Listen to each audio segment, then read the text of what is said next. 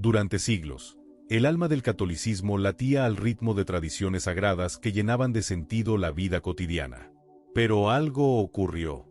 Con el paso del tiempo, muchas de esas prácticas comenzaron a desvanecerse, sepultadas por la modernidad, el ruido del mundo y, a veces, incluso por el olvido dentro de la misma iglesia. Pero hoy, algo está despertando. Una nueva generación de creyentes está abriendo los ojos y el corazón. No buscan novedad, buscan profundidad. Están rescatando tesoros espirituales que una vez encendieron la fe de los santos y que ahora podrían transformar tu vida también. Estas no son simples costumbres antiguas, son señales, llamados, puertas abiertas hacia una vivencia más intensa, más auténtica y más santa. Quédate hasta el final, porque lo que verás podría reconectarte con lo que quizás tu alma siempre ha estado buscando. Y si quieres seguir descubriendo el poder oculto de nuestra fe, no olvides suscribirte y activar la campanita. Este viaje apenas comienza. Número 7. Adoración Eucarística Perpetua. La adoración eucarística perpetua es una devoción profundamente arraigada en la vida de la Iglesia, que consiste en la exposición continua del Santísimo Sacramento en el altar para que los fieles puedan adorar a Cristo en la Eucaristía. Esta práctica se caracteriza por mantener el Santísimo expuesto las 24 horas del día, con feligreses que se turnan para rezar y asegurarse de que Cristo nunca esté solo. La devoción a la presencia real de Jesús en la Eucaristía no es solo un acto de veneración, sino también de acompañamiento constante a Cristo, en un gesto de amor y adoración que jamás cesa. Esta tradición tiene sus raíces en los primeros siglos de la Iglesia. En los primeros tiempos cristianos, los primeros discípulos se reunían en las catacumbas y en lugares apartados para orar y adorar a Dios, aunque la exposición del Santísimo Sacramento en un altar no fue común hasta mucho más tarde.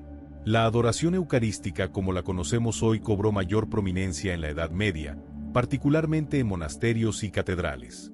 Durante este tiempo, se desarrollaron prácticas de adoración perpetua, simbolizando no solo la devoción inquebrantable a la Eucaristía, sino también la adoración incesante a Dios, un reflejo de la vida contemplativa que buscaba vivir en la presencia constante de Dios. El compromiso con la adoración eucarística perpetua era un pilar fundamental en la vida monástica medieval, y los monjes, así como otros miembros del clero, tomaban turnos para asegurar que la adoración nunca se interrumpiera. La práctica también se convirtió en un símbolo de la adoración universal que Dios merece, recordando a todos los cristianos que, en el corazón de su fe, se encuentra la presencia real de Jesús en la Eucaristía. Por otro lado, con el paso del tiempo y el vertiginoso avance de la vida moderna, la adoración eucarística comenzó a declinar en muchas parroquias. La urbanización, los cambios en la sociedad y las demandas del ritmo de vida moderna hicieron que muchas comunidades se alejaran de esta práctica. Las iglesias ya no podían sostener los turnos de adoración continua como lo habían hecho en el pasado. La prisa y el ruido del mundo contemporáneo dejaron poco espacio para la contemplación tranquila frente al Santísimo. A pesar de este declive, en el siglo XX, hubo un notable renacimiento de la adoración eucarística perpetua. Este resurgimiento ha cobrado fuerza especialmente en países como Estados Unidos, varias naciones europeas y algunas regiones de América Latina. Las parroquias han comenzado a abrir capillas dedicadas exclusivamente a la adoración, donde personas de todas las edades y condiciones sociales se reúnen para rezar, reflexionar y encontrar consuelo en la presencia real de Cristo en la Eucaristía. Este regreso a la adoración eucarística perpetua es una respuesta a la creciente sed de espiritualidad contemplativa que se siente en un mundo marcado por el estrés, la ansiedad y la constante actividad. En medio de la agitación cotidiana, muchos buscan en la adoración ante el Santísimo una fuente de paz, serenidad y conexión con lo divino. La quietud y el silencio de las capillas de adoración se convierten en un refugio donde las personas pueden experimentar una profunda unión con Cristo, sintiendo su amor y paz en el centro de sus corazones. Para muchos, la adoración eucarística perpetua es una forma de reavivar la fe y renovar el sentido de comunidad en la Iglesia. En un mundo cada vez más secularizado y desconectado de lo espiritual, esta devoción ofrece una oportunidad única para vivir la fe de una manera profunda, en comunión con los demás y, sobre todo, en la presencia real de Jesús. Es un testimonio del amor eterno de Dios, que nunca abandona a su pueblo, y un recordatorio de que la oración constante y la adoración continua son posibles incluso en la sociedad moderna. Este resurgimiento de la adoración perpetua es un reflejo del anhelo de muchos por encontrar algo que trascienda las distracciones y el ruido del mundo, un espacio donde, en la quietud y la oración, puedan experimentar la cercanía de Cristo y su presencia transformadora en sus vidas. Número 6. Uso del escapulario café. Es un símbolo profundamente mariano dentro de la tradición católica, conocido por su simplicidad y poder espiritual. Se trata de una pequeña pieza de tela marrón que se lleva sobre los hombros, colgando como dos franjas de tela que representan el compromiso del portador con la devoción y la protección de la Virgen María. Este sacramental tiene una rica historia que se remonta al siglo XIII y está ligado a la Orden del Carmen, una comunidad religiosa que tiene una devoción particular por la Virgen del Carmen, venerada como la Madre de la Misericordia y protectora del pueblo de Dios. El origen del escapulario café se encuentra en la vida de San Simón Stock, quien, según la tradición, recibió una visión de la Virgen María en 1251. En esta visión, María le entregó el escapulario y le hizo una promesa trascendental.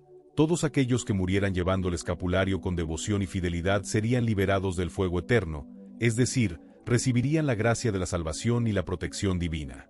Este acto de amor maternal de la Virgen dio lugar a una de las promesas marianas más conocidas, conocida como el privilegio sabatino, que promete la intercesión de la Virgen por los fieles que usan el escapulario con devoción. A lo largo de los siglos, el escapulario café se convirtió en uno de los sacramentales más comunes entre los católicos. Durante la Edad Media y el Renacimiento, especialmente en Europa, muchas personas lo usaban como un signo visible de su fe, en especial en tiempos de adversidad o peligro. A lo largo de los años, el uso del escapulario se convirtió en una forma de consagración a María, una manera de entrar en una relación más cercana con ella y a través de su intercesión, recibir protección y gracias divinas.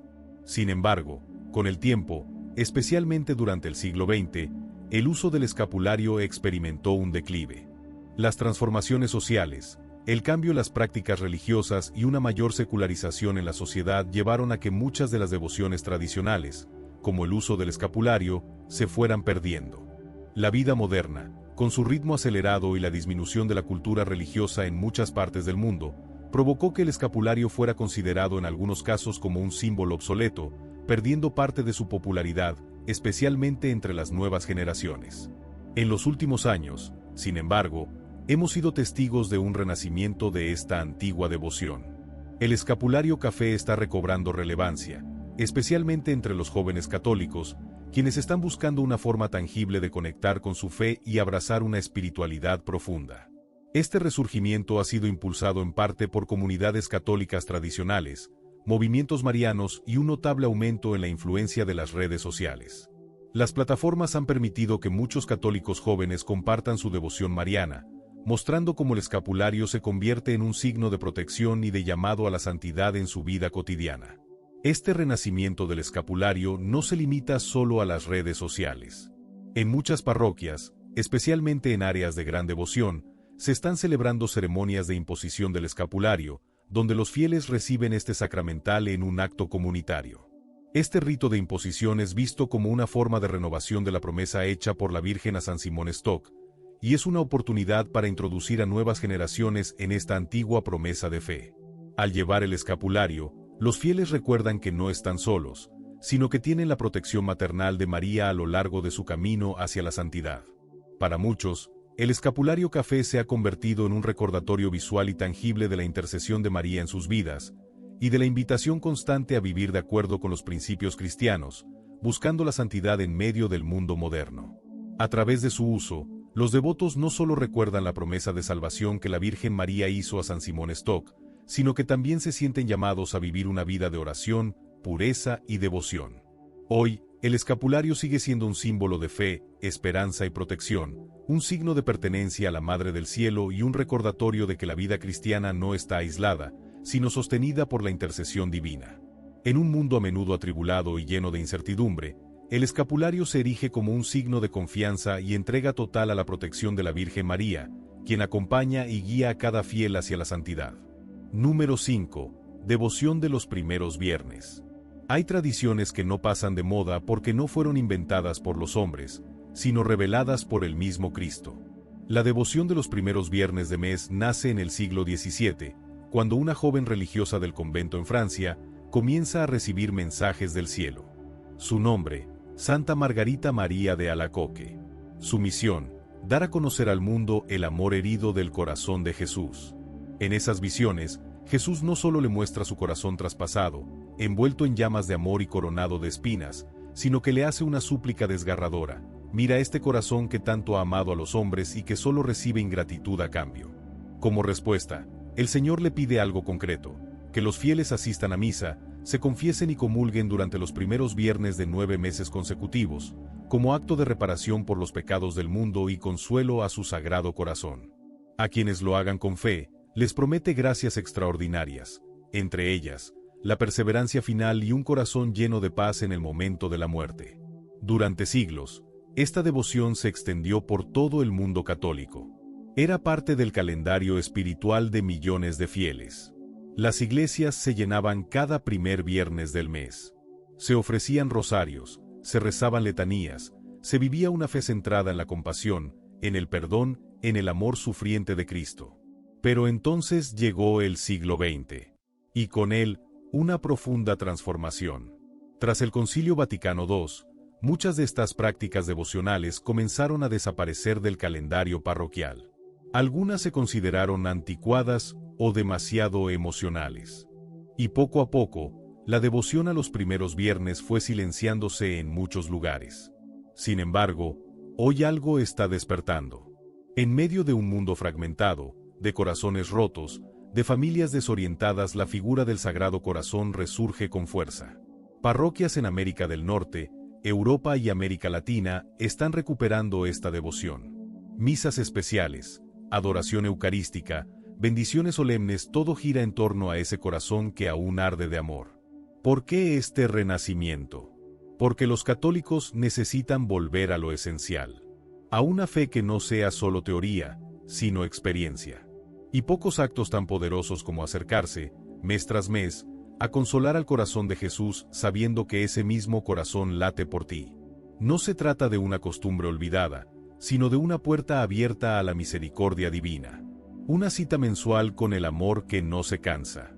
Una forma concreta de vivir la reparación, la intercesión y la confianza. Porque en tiempos de confusión, el corazón de Cristo sigue siendo refugio, guía y promesa. El Ángelus es una oración breve pero profundamente significativa que conmemora el momento central de la fe cristiana, la encarnación.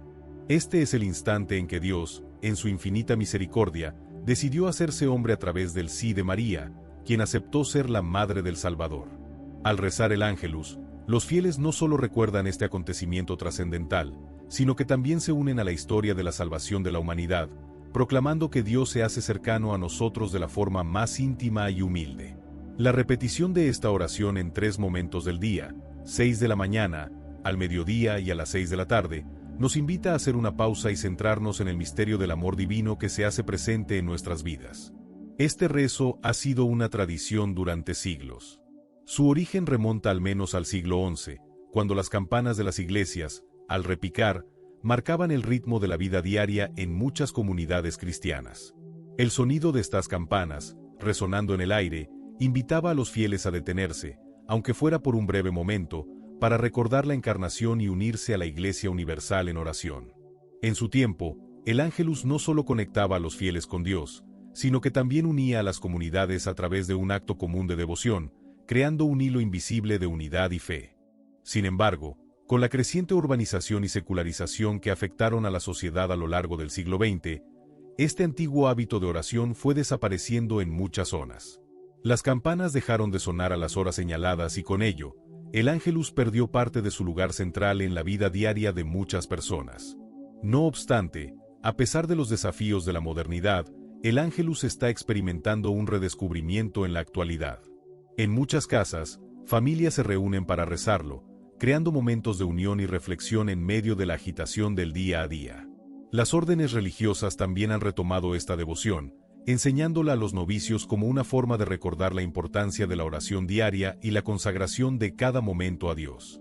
El retorno del Ángelus también ha sido facilitado por el uso de la tecnología moderna. Aplicaciones móviles, podcast y recordatorios digitales están ayudando a que esta antigua práctica de oración no se pierda en la vida contemporánea. Estos medios permiten a las personas hacer una pausa, aunque sea breve, en su jornada para conectarse con lo divino. Este resurgir refleja un deseo profundo de recuperar un ritmo de vida más consciente, que valore la importancia de detenerse en medio del bullicio para recordar lo esencial, la presencia de Dios en nuestras vidas. Además, ofrece una manera sencilla y accesible de integrar la fe en la rutina diaria, fortaleciendo la conexión personal con la oración y con la tradición de la Iglesia. En resumen, el Ángelus es mucho más que una simple oración. Es una llamada a santificar cada día, a reconocer el misterio de la Encarnación y a vivir en comunidad con toda la Iglesia. Al rezar el Ángelus, los cristianos no solo recuerdan un hecho histórico, sino que se sumergen en la espiritualidad del tiempo y el espacio, uniendo lo cotidiano con lo divino. En un mundo que a menudo nos arrastra en su vertiginosa rutina, el Ángelus nos ofrece un refugio de paz y un recordatorio de que cada momento es una oportunidad para acercarnos más a Dios. Número 3. Retiros prolongados son aquellos que duran varios días o incluso un mes entero. Son una experiencia transformadora que hunde sus raíces en las primeras tradiciones monásticas del cristianismo. Desde los desiertos de Egipto, donde los primeros padres del desierto se retiraban para buscar a Dios en el silencio, hasta los monasterios medievales donde la vida se organizaba en torno a la oración, el trabajo y la contemplación, la historia del cristianismo ha estado marcada por la necesidad de apartarse del ruido para escuchar la voz de Dios. Fue en el siglo XVI cuando San Ignacio de Loyola, fundador de la Compañía de Jesús, dio forma concreta a esta práctica con sus famosos ejercicios espirituales. Un itinerario espiritual de hasta 30 días, donde el alma, guiada paso a paso, se abre al discernimiento profundo, al reconocimiento de sus deseos más verdaderos y a la búsqueda sincera de la voluntad de Dios. San Ignacio no creó simplemente un retiro, ofreció una escuela de encuentro, donde cada día está cuidadosamente estructurado para facilitar una experiencia radical de conversión y claridad interior. Durante siglos, estos retiros prolongados fueron una herramienta clave para religiosos, seminaristas y laicos comprometidos. Eran espacios de pausa, de reencuentro, de decisiones importantes. Pero con la llegada de la modernidad, el ritmo de vida comenzó a acelerarse. Las jornadas laborales se hicieron más largas, el tiempo libre más escaso, y el silencio casi inexistente. Así, los retiros breves de un fin de semana, o incluso de un solo día se volvieron más frecuentes. Y si bien estos encuentros breves ofrecen frutos, muchos comenzaron a notar que algo faltaba. Que el alma necesita más tiempo para aquietarse, que las heridas del corazón no se sanan en prisa, que el ruido interior no se apaga de un día para otro.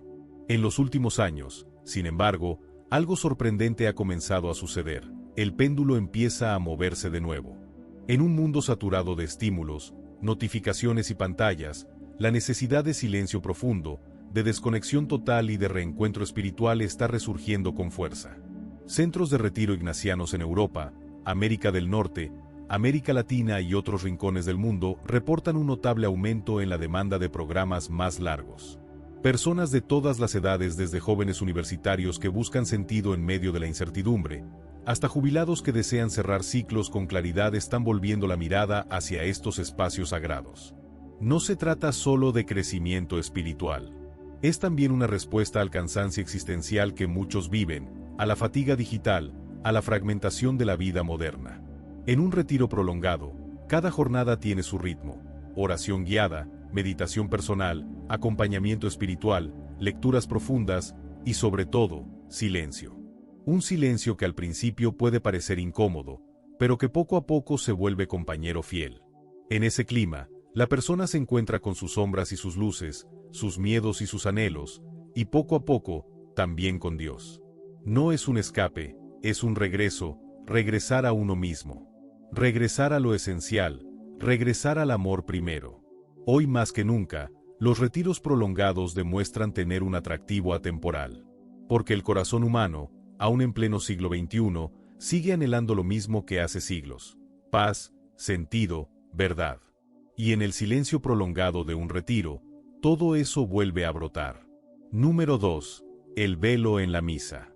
Durante siglos, el uso del velo por parte de las mujeres en la misa fue algo cotidiano, natural, profundamente arraigado en la vivencia de la fe católica.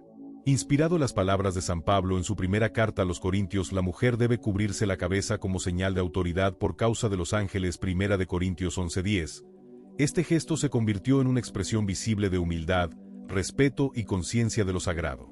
Las mujeres llegaban al templo cubiertas con mantillas, velos sencillos o elaborados, según la cultura o el momento histórico, pero siempre con la intención de honrar la presencia real de Cristo en la Eucaristía. Era un acto silencioso pero poderoso. Una manera de decir, Señor, estoy ante ti, y me postro con todo mi ser. Con el paso del tiempo, especialmente tras el Concilio Vaticano II, esta práctica fue cayendo en desuso. Ya no era obligatoria, y en muchos lugares fue olvidada, incluso malinterpretada. Algunos la vieron como una imposición del pasado, algo que debía dejarse atrás. El velo desapareció de las bancas, y con él, también algunas formas visibles de reverencia que marcaban la experiencia litúrgica. Pero lo que parecía relegado a la historia está empezando a florecer nuevamente. Hoy, sin mandato ni presión, muchas jóvenes católicas, en todo el mundo, pero especialmente en comunidades latinas, están eligiendo libremente volver a cubrirse la cabeza durante la misa. No lo hacen por nostalgia ni por tradición vacía, lo hacen por convicción, lo hacen por fe. Para ellas, el velo no es una moda ni una obligación. Es un símbolo profundo. Es una forma de presentarse ante el Señor con humildad y recogimiento. Al cubrirse, se despojan del ego, de la vanidad, del deseo de ser vistas, para poner el foco en lo único necesario, Jesús Eucaristía. Cubrirse la cabeza es, para muchas, como un pequeño acto de consagración. Una manera de declarar, sin palabras, que están en tierra santa. Que no han venido a ser protagonistas, sino adoradoras. Que reconocen que lo que sucede en el altar es un misterio demasiado grande para abordarlo con ligereza. Este gesto está volviendo con fuerza, sobre todo en parroquias de liturgia tradicional, en comunidades jóvenes con fervor eucarístico y en movimientos católicos activos en redes sociales.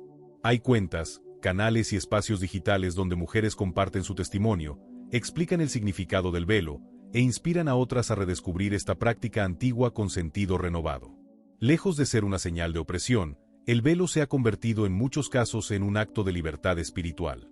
En un mundo donde se nos empuja constantemente a mostrarnos, a destacar, a competir, a ser el centro, estas mujeres eligen el camino contrario, ocultarse para que brille Cristo. Ser pequeñas, para que Él sea grande. Callar, para escuchar mejor. Cubrirse, no para esconderse, sino para consagrarse. Así, el velo en la misa no es solo un pedazo de tela. Es una declaración, una invitación a recuperar el sentido de lo sagrado, a recordar que estamos ante el Rey, y que, como en toda verdadera adoración, el alma se inclina, el corazón se arrodilla, y el cuerpo lo acompaña. Número 1. La abstinencia de carne los viernes. Durante siglos, los católicos de todo el mundo asumieron un gesto silencioso pero lleno de significado: abstenerse de comer carne cada viernes en memoria de la pasión de Cristo. No era una imposición sin sentido. Era un pequeño sacrificio que conectaba directamente con el misterio del Viernes Santo, el día en que Jesús entregó su vida por amor a la humanidad. La carne, símbolo de alimento fuerte, festivo, cotidiano, que dejaba de lado como un acto de penitencia, de humildad, de gratitud. Era una forma de decir: hoy no como carne, porque hubo un día en que el Hijo de Dios ofreció la suya por mí. Era una manera concreta, corporal, de vivir el recuerdo del sacrificio de Cristo, no solo con palabras o ideas, sino también con el cuerpo, con los sentidos, con la voluntad. Por siglos, esta práctica formó parte de la identidad cristiana. Era un signo visible, compartido por generaciones enteras. Las familias organizaban sus comidas con sencillez. Los menús del viernes eran distintos. Se enseñaba a los niños desde pequeños que ese día no era como los demás, que los viernes tenían un tono más sobrio, más contemplativo, más centrado en el misterio de la cruz. Sin embargo, después del Concilio Vaticano II, la Iglesia flexibilizó la norma, permitiendo que los fieles pudieran sustituir la abstinencia de carne por otra forma de penitencia. La intención era pastoral, no de abandono. Pero en la práctica, muchos simplemente dejaron la abstinencia, y no la reemplazaron por nada. Así, poco a poco, la costumbre se fue desvaneciendo.